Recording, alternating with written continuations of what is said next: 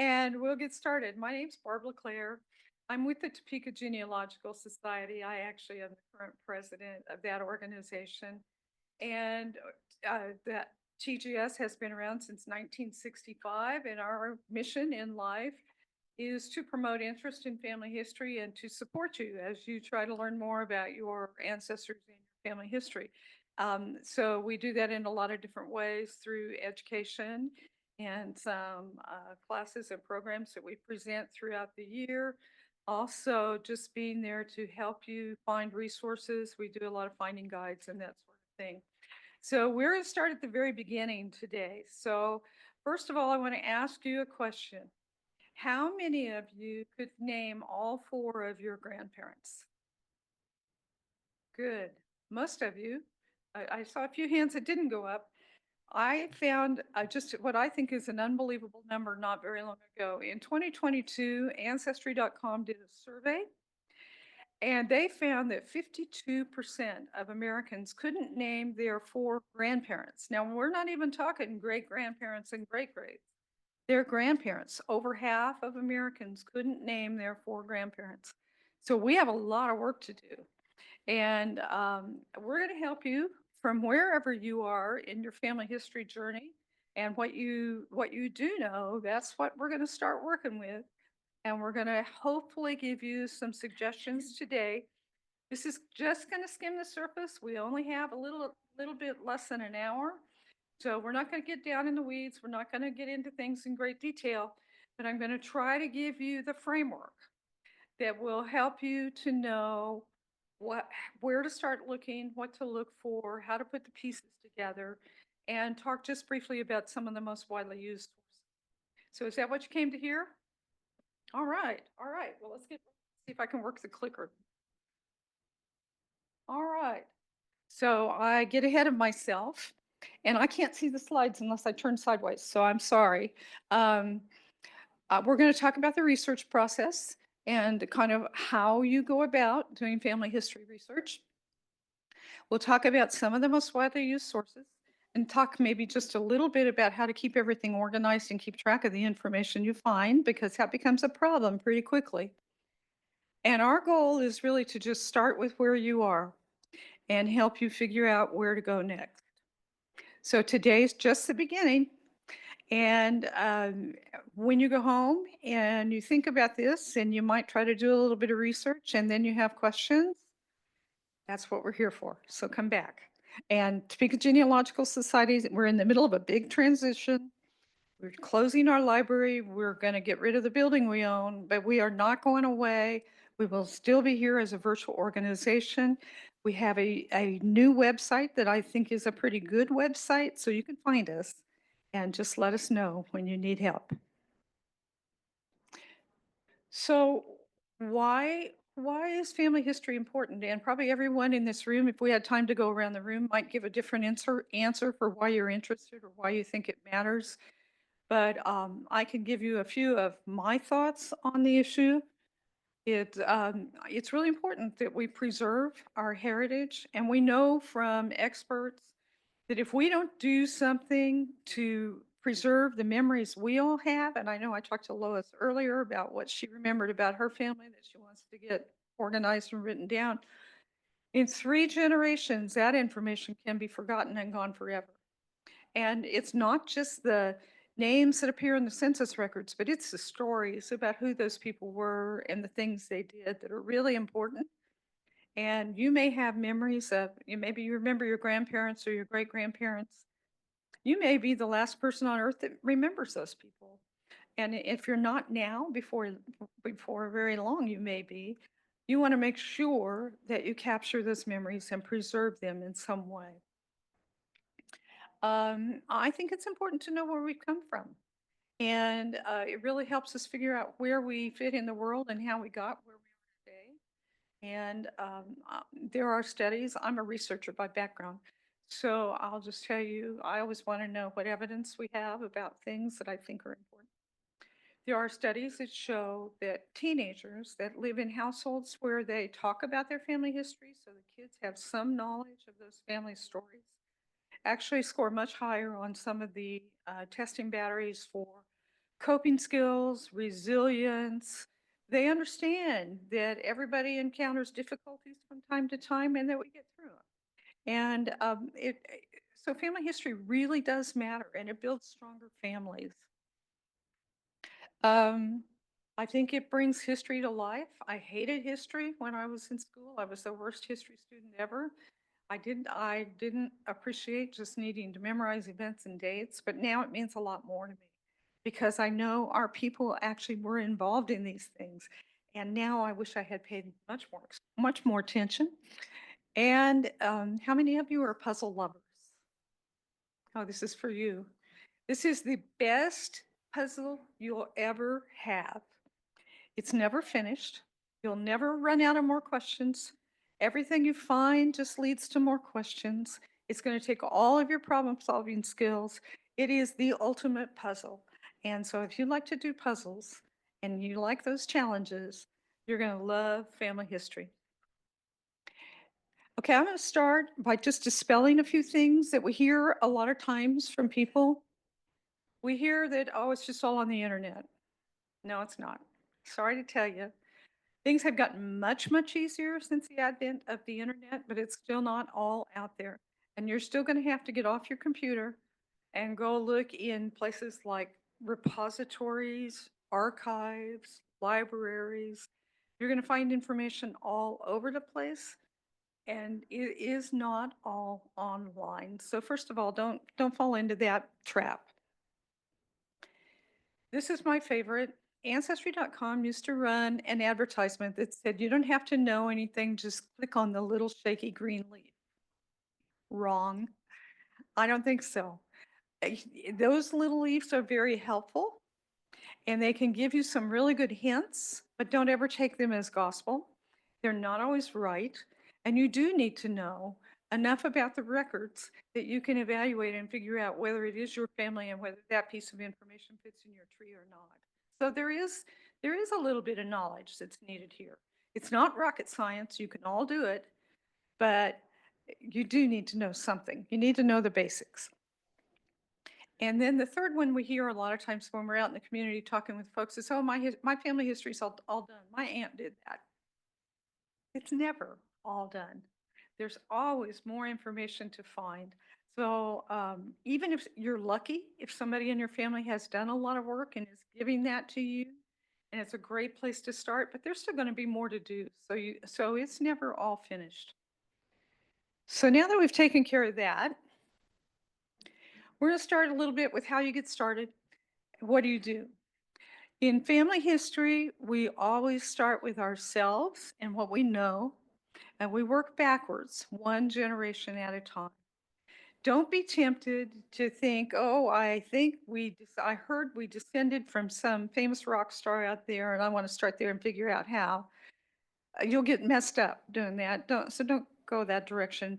Start at the beginning with yourself and what you know, and we're going to work back a step at a time, a generation at a time, one person at a time, and do the research and try to find the facts and the evidence that tell us who we're related to and how we're related to them. So that's the big thing. Always start by writing out what you know. There's a handout that goes with this session. We didn't print them all today, but if you look at the schedule online, there is a link where you can get the handout. It includes a short summary of what I'm going to tell you. It also includes a blank pedigree chart, which is the family tree that you can start to write those direct lines in. So I would encourage you to download that and write in what you know. And then from that, we'll figure out where you could go next. And we're going to go through these steps in a little bit more detail. After you've written down what you know, then it's time to start looking around for other answers. And there's kind of a sequence for that as well. Look for documents you might have that have clues. Think about older family members, anybody that's still living that might have the answers that you don't know or might remember something you don't remember, or they may have old documents at their house. So you're going to start looking for that. And at that point, then we'll turn to some of the genealogy resources, both offline and online. You can start online looking at what you can find in the big databases at that point and filling in blanks. Um, and here's a really important piece. Don't get so excited when you find all these little pieces of data and fill in your tree that you forget to really take a look at them and think about what they mean, where they came from and what they are. I have a real tendency to do that, and I've been sorry more than once because I've overlooked some important clues. So take the time to really think about what you just learned and what that document was created for, what it might mean, and what you don't know yet. And then we're going to think about, well, where can I go to for that answer to the question I still don't know? Does that make more sense? Does that make sense to everybody? So it really becomes a cycle. We just kind of keep going around and around the circle like this. And we're going to find something and we're going to look at it closely. We're going to record it. We're also going to write down where we got the piece of information. We're going to cite our sources. Because if you don't do that, and then you'll find something else later that has a different date or a different name on it, you won't remember where the first one came from, or at least I don't. And you won't have a way to evaluate which one's more likely to be right. So always get in the habit from the beginning of when you put a piece of information into whatever system you're going to use to keep track of it, also put the source where that came from. Make yourself a little note of some kind so that you could go back to it and find it again. Or if you share your data with somebody else, they could tell where you got that piece of information. And don't forget to take the time to really analyze it and think about it. See what you're still missing, figure out where to go to look for that, and start all over again. So it's really just a cycle. So some of the most frequently used sources, I always put census records at the top of the list. How many of you have ever looked at a census record? Okay, good, most of you. So you might know then that in the United States, the US has been doing federal censuses every 10 years in the years that end in zero since 1790. Now, we don't have a 1790 census for every part of the US because there's lots of territory that wasn't part of the US in 1790. But for those states that were part of the Union in the beginning, there would have been a 1790 census. Kansas became a state in 1860, 61. So we do have an 1860. We have a territorial census in 1860, I believe, for Kansas. We have an 1855 territorial census for Kansas.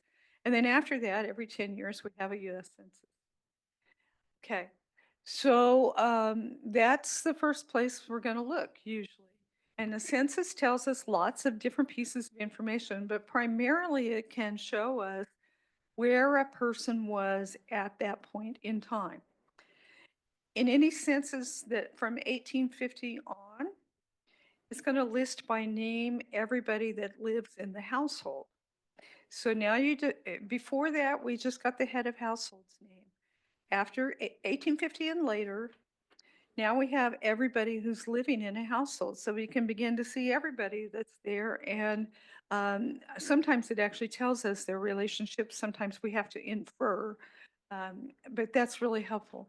And then census records give us a lot of other information about maybe the value of the property that's owned, what the occupation is, where the individuals were born, and sometimes where their parents were born, whether there's been military service, whether if they are immigrants, whether they've become naturalized citizens or not.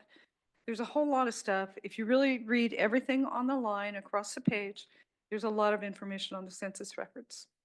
Now, get in the habit when you look at a census record and you find a family that you recognize to flip to the page before and the page after and see who else is living nearby. You know, families stuck together, friends and neighbors traveled in groups. A lot of times you'll see other names you recognize if you'll get in the habit of doing that. So maybe a daughter who has gotten married and now is living under a different surname may just be 2 or 3 households away. So pay attention, but take the time to look around a little bit before you close that record out. Then vital records, birth, death, and marriage. And we haven't always had formal birth certificates and death certificates like we do now. We had other records in earlier forms in some places, but not consistently. We'll talk a little bit more about this in a minute. Court records, there's a ton of information you can find at the county courthouse. A lot of those records have been digitized and are now available online at Family Search. So Family Search is a tremendous resource for the kinds of records you might visit the courthouse to see. If you have immigrant ancestors, you're going to want to try to find when they came, how they got here, and did they become a citizen. So those immigration and naturalization papers are just full of all kinds of good stuff. And then other things you might want to look for: military service records, church records. If you have a family that stayed in the same denomination for generations, and what kinds of records are kept really varies by denomination, but some keep a lot of really important records. You might want to look for those. Cemeteries, records, finding the grave sites is always kind of something I think genealogists are fascinated with. And newspapers are another really great source. So historic newspapers. And that's also gotten a whole lot easier because newspapers up through about mid 1920s now, most of them have been digitized and are searchable online. So that makes that process a whole lot easier as well. Okay. We hate rules, right? I have a few rules.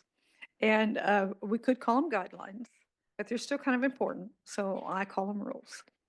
And the first is spelling doesn't count when you're doing genealogy. So I have Flanagans in my family, and Flanagan gets spelled a bunch of different ways. And Marty's Flanagan. I don't think we're related, but so I know when I'm searching for Flanagan, I can't just look for the way my family spelled it. I have to be flexible in the way I think about things. And if it even sounds like Flanagan, I'm going to look at that recipe, that record, and see what else is there and figure out, is this one of my family members? You have to be a little creative sometimes because we weren't, not so long ago, a lot of people were barely literate, couldn't read and write. Census takers wrote down what they heard. Families,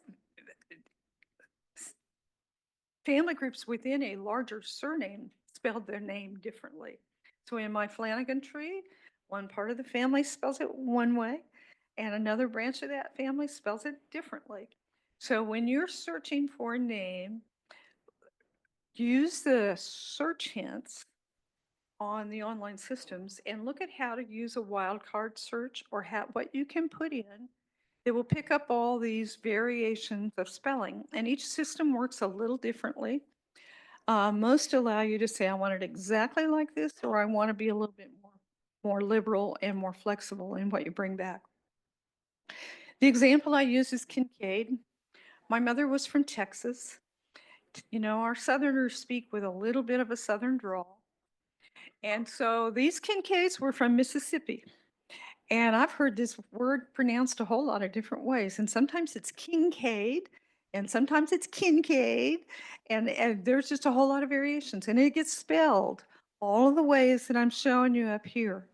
So I either have to look under each one of these possible spellings and hope that I've figured out all the different ways it might be spelled, or I can learn to use a wildcard in the search.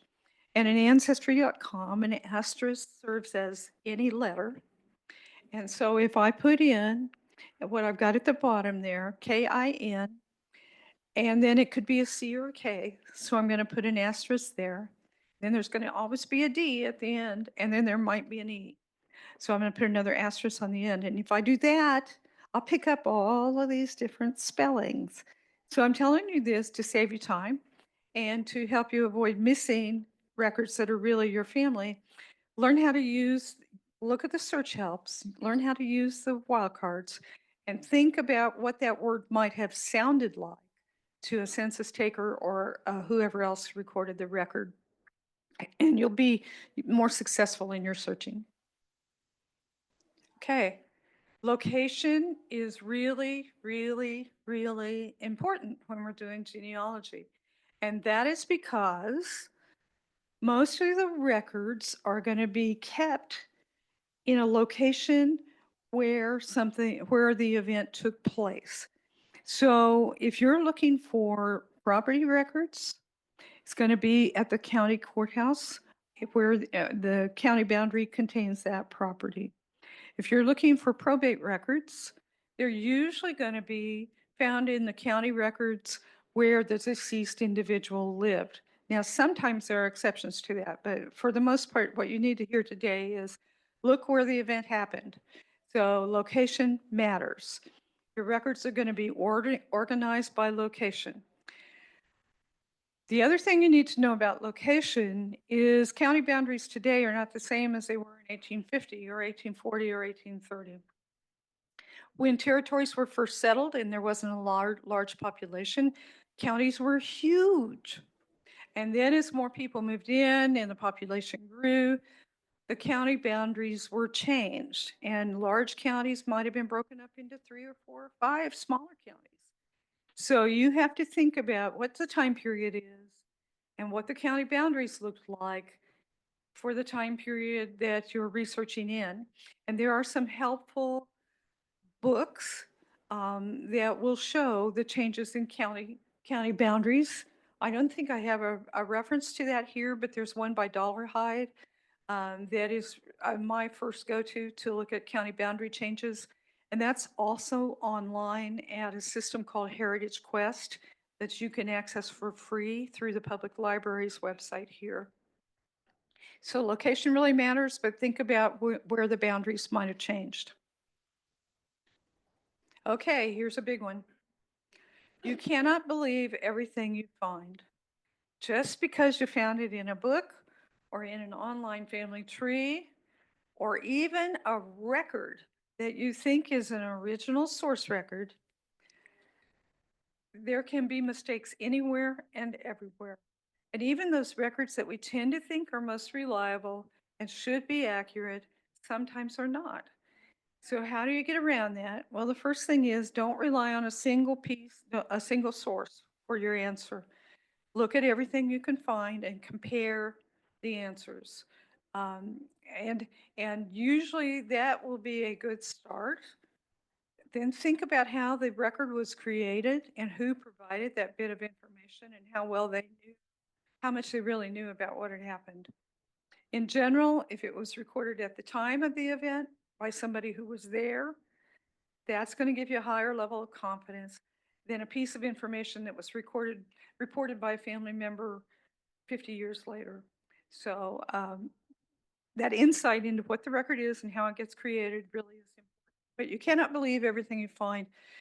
Published family histories, I don't think anybody intends to be misleading when they put together a book or a family tree and publish it out there. But we all make mistakes. And honestly, some people are much more thorough in their research than others. So you want to look at it critically. They provide good clues, but you want to verify. Okay, I just said this, didn't I? Evaluate critically. Okay, so we do have to be, detectives. We have to be a little bit critical in looking at the information we're finding, thinking about it and how it was created, understanding the context even. Little things like laws that were in place at the time. What's the age of majority? When should somebody have shown up on tax rolls? When were they taxable and when were they not? Did a young male of 18 get added to the tax rolls or did he have to be 21? And was there an exemption for people after a certain point in old age?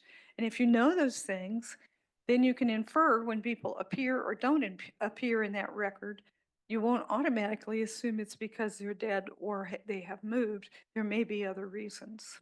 Does that make sense? Okay, so I'm overlapping myself. Yes, ma'am. Yeah, I'm going to recap just because we have a remote audience too. We'll make sure we get your question, your comment in. Um, Causes of death on death certificates are a lot of times not accurate, but she's saying, you know, the doctor put down heart failure because the heart stopped. Well, he died because the heart stopped, but there may have been something else going on before that that really was led up to that final event. So, you know, you have to You have to think about what was being recorded, who wrote it down and why, and read between the lines sometimes. But death certificates, cause of death, are known to not be always very reliable. Thank you. Thank you for that comment. Understanding the records kind of gets back to the same point. As you research and get more experience, you will feel more comfortable and learn more about what does this record really tell me? If you become more familiar with looking at deeds and property records, then you'll know that there are several different types of deeds and they mean different things. And you'll become better at reading between the lines and making those inferences that are safe to make and understanding and getting everything that that record will tell you. It's not going to happen overnight. You're not going to take a 1 hour class and become a really, really great genealogist. This is a lifelong learning experience. And those of us who have been researching for a while still learn new things every day. And I find records I've never seen before. And then I have to go look and figure out what this is and what it's telling me and what does it mean. So, if you think this is a one and done, I'm sorry to tell you, it's a lifelong journey, but it's a worthwhile one and it's a challenge. Um, so this is kind of the rest of my soapbox. This family history, where the real value is, in my opinion, is not just filling in all the names and dates on your pedigree chart. It is about understanding your ancestors and who these people were and how they lived their lives and where they fit in history. And if you heard Mr. Morris's talk this morning, I wrote down a quote that I thought was inspiring. What he said, something about, our ancestors have accomplished great things. And all of us have that blood running through our veins. And I think understanding those great things that our ancestors did and the challenges that they faced and they managed to overcome gives us all a much richer sense of how we fit in this universe and more confidence to move forward when we face our own challenges. It's more than just names and dates. I think I kind of said this already, but it's worth repeating. Don't just stop with one source. So you find one record, maybe a death certificate, and it has a date of death and a place of death on it, and you put that in your system, however you're going to record your information. Don't stop there. Look at other records that should also contain that information and compare, because that's how you're going to find those mistakes and things that don't agree, and then you'll have to evaluate. Yes, ma'am. So the question basically is, how do you deal with recording when you find discrepancies and things that don't agree? It depends on the system that you want to use to keep track of all your information. And there are lots of options for that. But many of them will give you a space to record an alternate fact, and many of them will give you a space to put in notes. So use those. And when you come back to it in 3 years and look at it again, you might not remember why you thought this one was better than that one or more likely to be true. But if you put that in your notes, make a few notes about what you're thinking and why you think that, it'll make it a lot easier when you come back to it later. Yeah. There, it's not.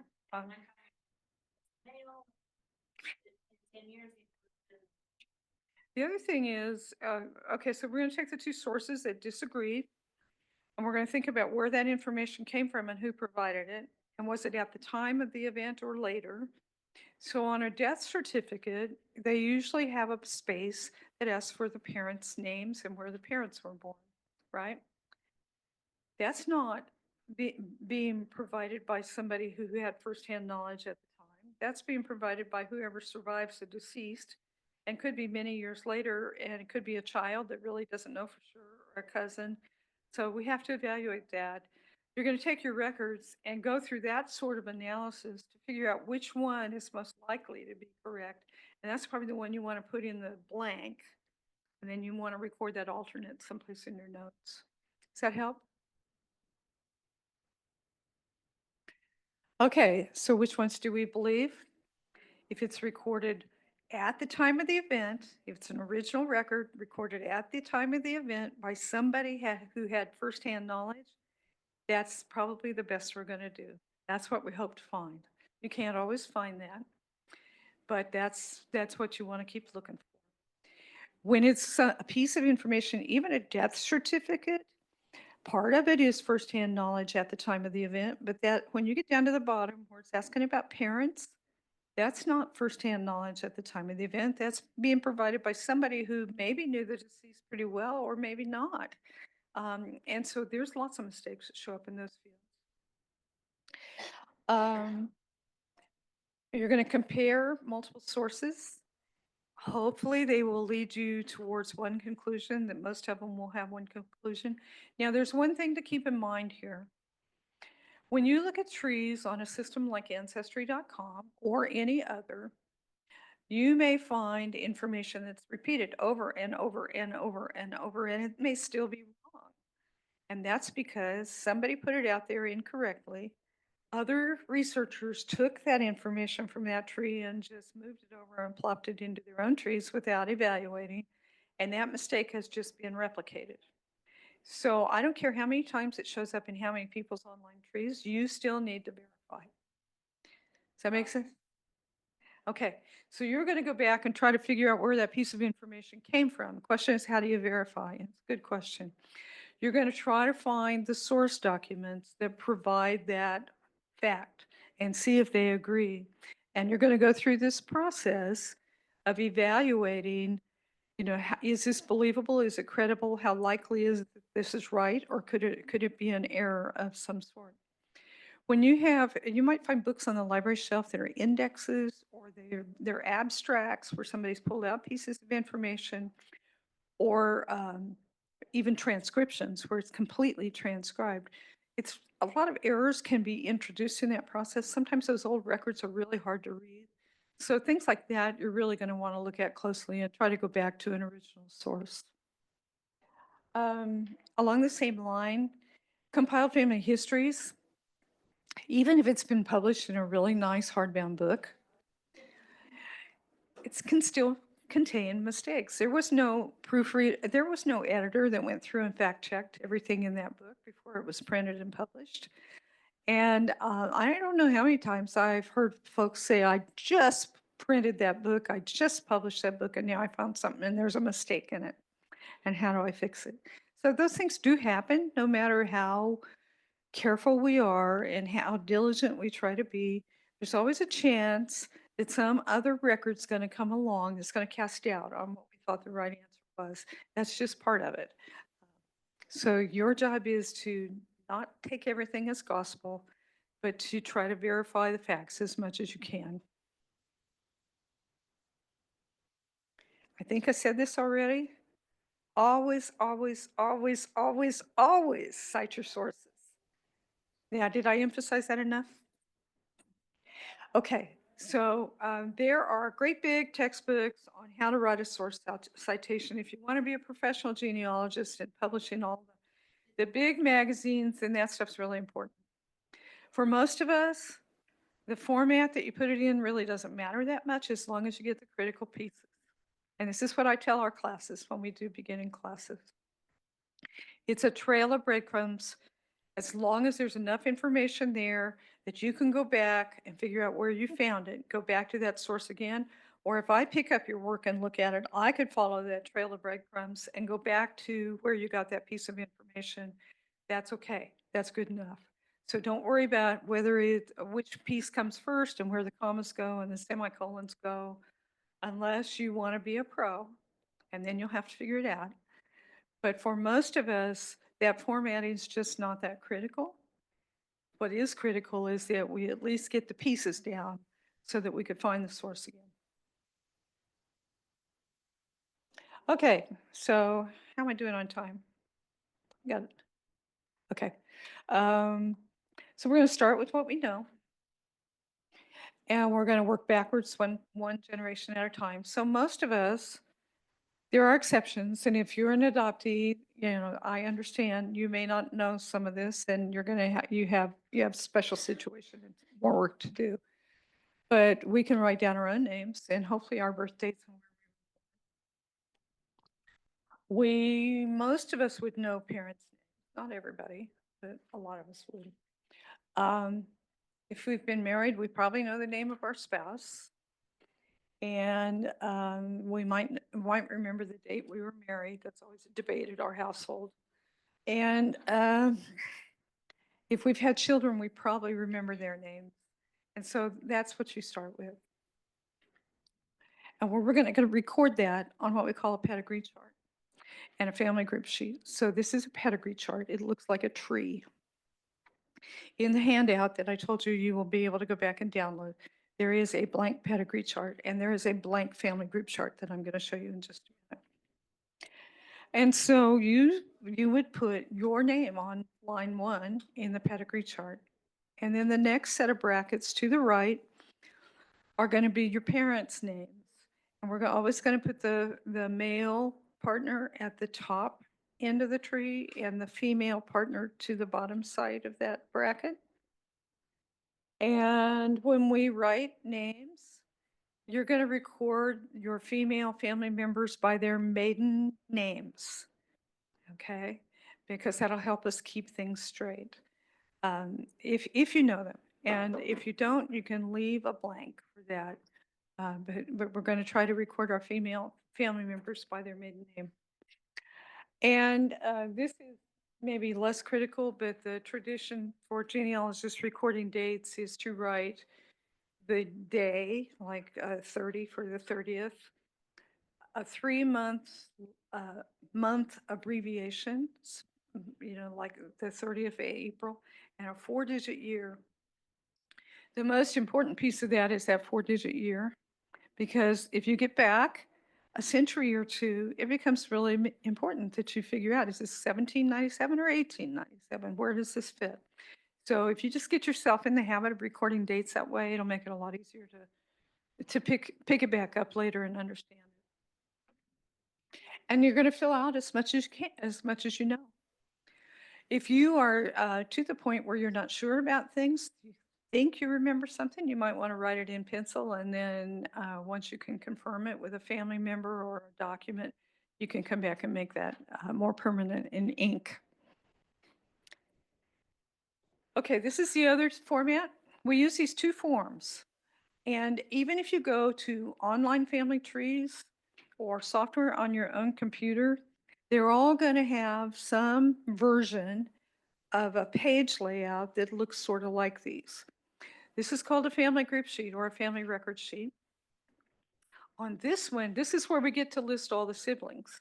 So there was no place on that pedigree chart to list your siblings or your aunts and uncles or all those sort of collateral relatives. Use the family group sheets for that. And we do a family group sheet for each.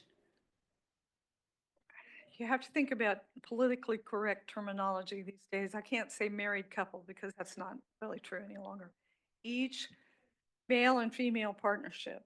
So your grandmother and grandfather would go at the top of the page, and then all of the children that they had together get listed at the bottom portion of that page. If your grandfather was married 3 times and had children by 3 different women, then you're going to fill out 3 of these sheets for him, one with each one of his wives. And then the children are going to get listed with the correct set of parents that they belong to. Does that make sense? Yes.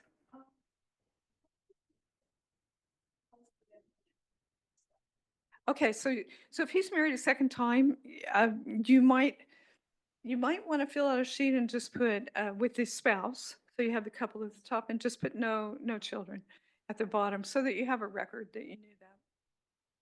Good questions. Good. This is making sense so far? So you're going to need a lot of these. And you can copy them freely. If you lose the original or you've written on it and messed it up, they are available on our website, on the Topeka Genealogical Society website under the resources page, and you can just download and print more. So you can always get more. We're going to analyze what we have. We're going to look at what we don't know yet. And now we're going to start to think about where could I find that piece of information. to kind of prioritize, figure out what you want to try to find first. Make yourself a plan. Am I going to look? And actually writing out a research plan. What's the question I'm trying to answer, and where are the resources that I think might be helpful, and check them off as you get there. Will help you keep on track and keep track of what you're looking for. It's really tempting, and I'm probably the world's worst at this, to walk into a big genealogy library like Midwest Genealogy Center in Independence, or even upstairs here, and think, I'm just going to look for all the names I can remember. And I'm just starting to check indexes and look at all the books because I'm only going to be here for a day, Don't know when I'll get back. You can do that, and you might get lucky and you might find things. But if you have a more focused approach and you're really working on one question more intensely at a time, I think you will be more successful in the long run in your research. Okay, so now we're going to start to think about where else can I look at home for answers. And I bet you have more than you realize. So all kinds of records that you have squirreled away in boxes and closets and under the bed and wherever else. Things like baby books and family Bibles and military records. And remember how, well, even today when you go to a funeral, typically you get a little folded booklet of some sort. Sometimes they have a lot of information in them. In my generation, when I was younger, my mother used to get these laminated book cards that had bookmarks that had a clipping of the newspaper obituary, and they would be on a laminated bookmark. There's probably some of those laying around in a box someplace. Old photos and scrapbooks. If you have diaries, ledger books, those sorts of things, you're really lucky. I'm really envious. Old letters, school records. How many of you have old report cards stashed someplace? I found old report cards from my dad when we cleaned out my grandmother's house. My dad set the bar pretty high. Nothing but perfection would do for us kids. He wasn't such a hot student. Time will tell. The secrets eventually come out. Employment records and military records, I think I already said, but if you start thinking about it, you will be surprised at what you might turn up. And then look at every piece of information on those records. And it makes use of the whole thing. Look at everything that's there. 15? Okay, good. And now we're going to stop and we're going to analyze, and we're going to, again, update our research plan and our questions. If you still have older family members that are living, you're really lucky. If not, we've kind of missed an opportunity. But if you have other people older than you, or maybe even your own age, it's surprising sometimes we have differences in memory and how we recall things.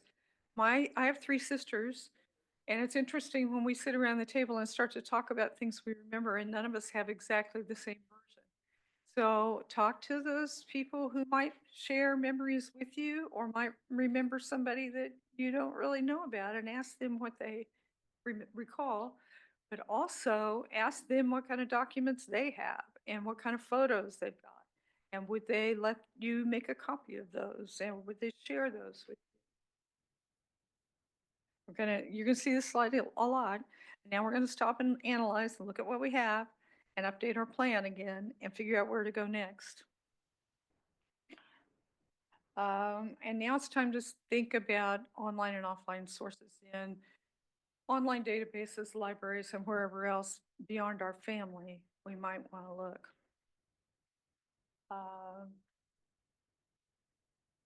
We've talked about census records.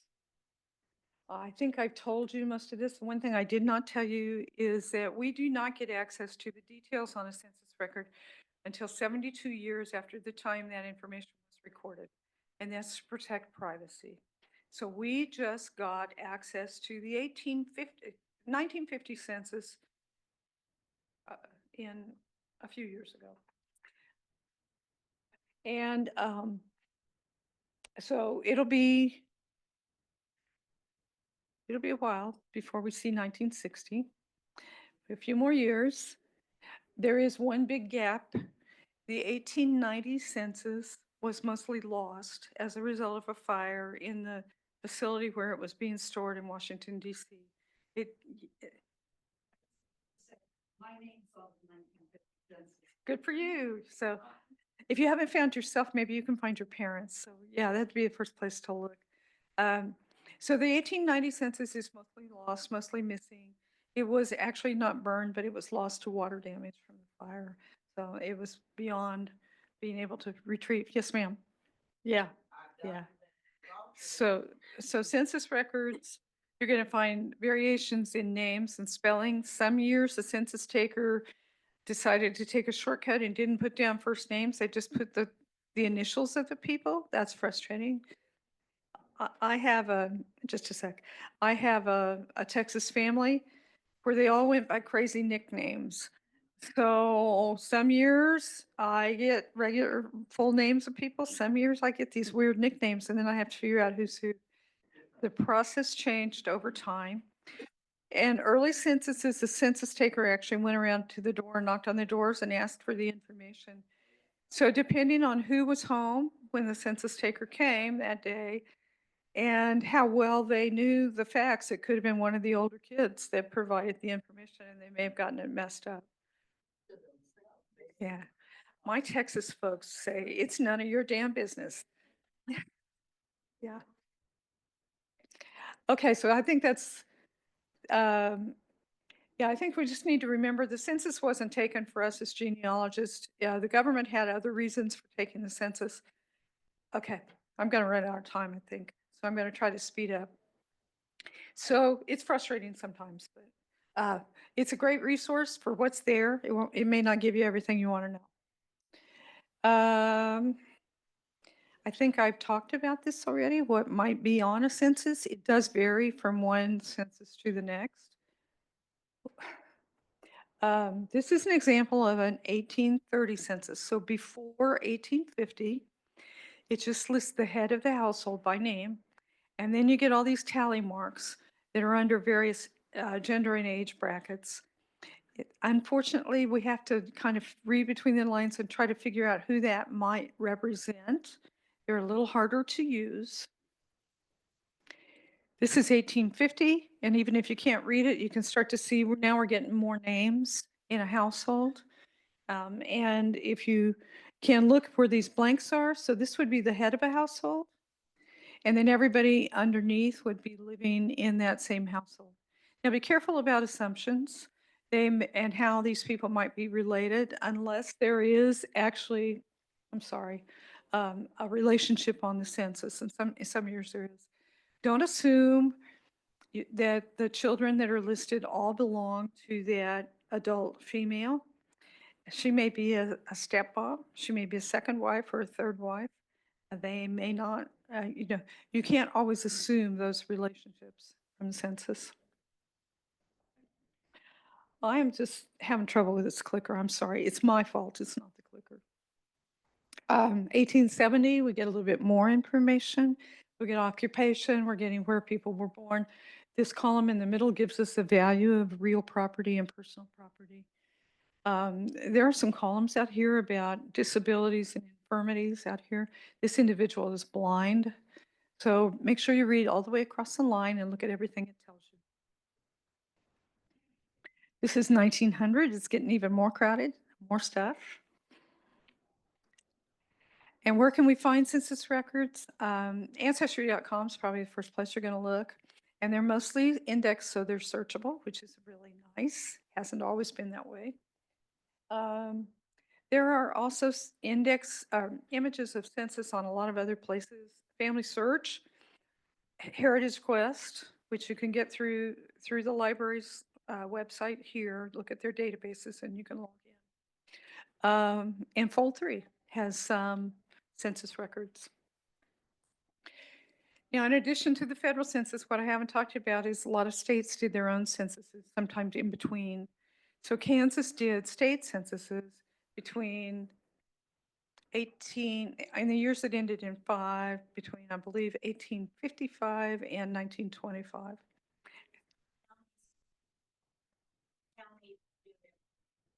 Yeah, and then there are, Actually, they're called censuses on Ancestry. They were actually local enumerations, and some of those are on Ancestry too.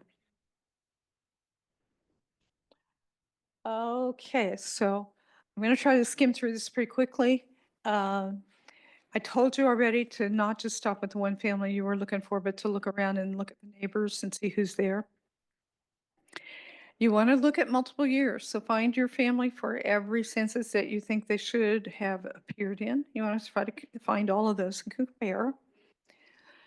If you can't find them, then try some more flexible searches. The name, maybe the indexer could not read the handwriting. Some of them are really difficult, and they took a guess, and it's just not even close to what you think. And sometimes if you have a neighbor who had a more unusual name, you might try looking for that to see if they're still living next door to the same people. But the names just, they couldn't read it, and the index is really wrong. Study everything that's on the page, look at all those answers. And then there are things called non-population supplements that are things like the farmer schedule and the manufacturing schedule and mortality schedules for some years that can give you additional information. We can do a whole class on census records. Vital records, I am going to scoot through. This is birth, deaths, and marriages, and maybe divorces. Today, the states all maintain a copy of all of these records for all of these events, but that hasn't always been true. So when you get back, generally before the turn of the century, pre-1900, most states are not keeping at the state level. They're not having mandatory reporting of births and deaths like we do today. There may not be complete records.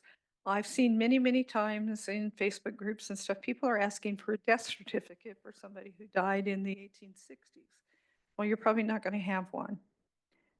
Okay, 5 minutes, we're going to race here.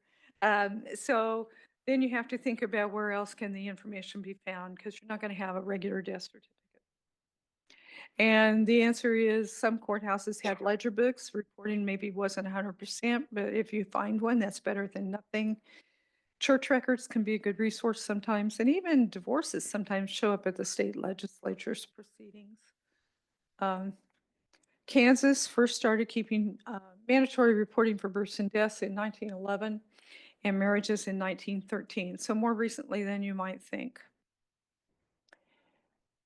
And I think you've probably all looked at birth certificates and death certificates and the kind of information you can usually get there. One thing nice about a birth certificate, a lot of times it'll have the mother's maiden name. So if you don't know that, that would be a place to look. Death certificates, sometimes name the parents, give the location of birth, and some information you might be missing. Be careful with the cause of death, like we've talked about. Marriage records are multiple steps, multiple phases. So if you've been married, then you might recall the process. It wasn't just one piece of paper, but you had to go to the courthouse and apply for a license, and you filled out a piece of paper for that. And they gave you a license. And then you made the arrangements for your wedding and you got married, and then whoever the official was had to sign off that he had actually married you. So you got your license, and now he's going to sign that, yes, you got married. So now you have a marriage record, and all of those things get recorded at the courthouse, but they're actually 3 different pieces of records. So be careful what you're looking at. You can't always assume that because a couple took out a marriage license, they completed the process and got married. It didn't always happen. Here's an example. This is a really nice one where it names the parents, and the parents is where the parents are at and their occupations. They don't all look like this.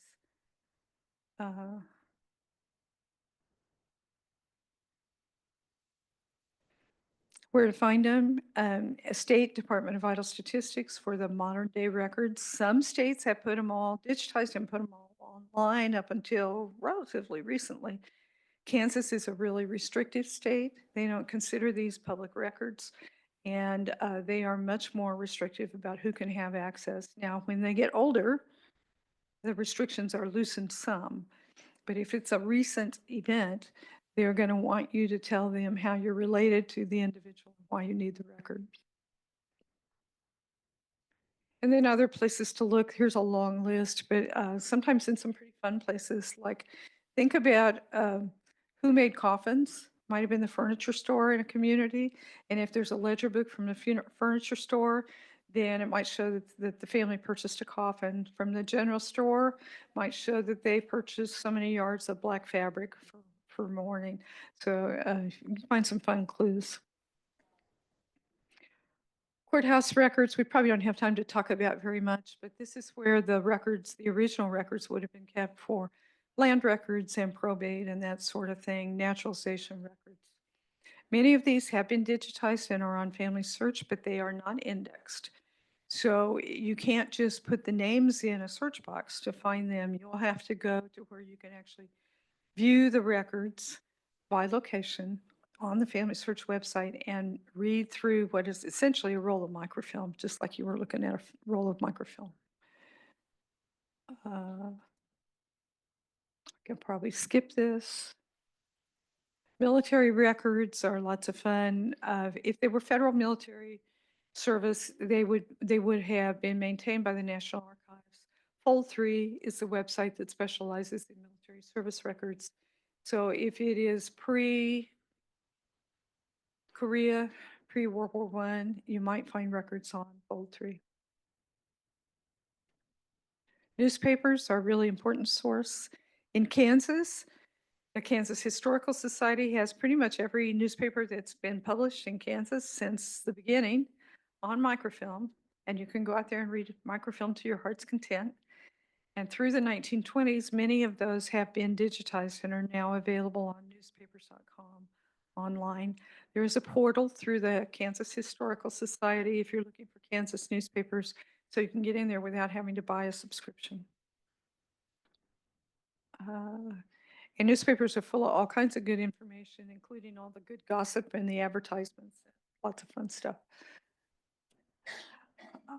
And then online resources, I'm sorry, we're going to cut this short, but Ancestry.com, everybody knows about. Family Search is, I would put also at the top of the list. If you haven't used it, you really need to. It's a free resource with a ton of information. And then My Heritage and Find My Past are relative newcomers to this game. Find My Past has a lot of data from the United Kingdom. So if you're researching in the British Isles, you might want to look at that. Then there's some smaller ones at the bottom. Google always is a good try. If you can't find it anyplace else, just Google. And I think I'll just stop there. So I want to thank you all for your time today. I will hang out if you have individual questions. And I will be at the TGS table. So if after I leave this room, if you want to come by there, I'll be happy to talk with you. So thank you.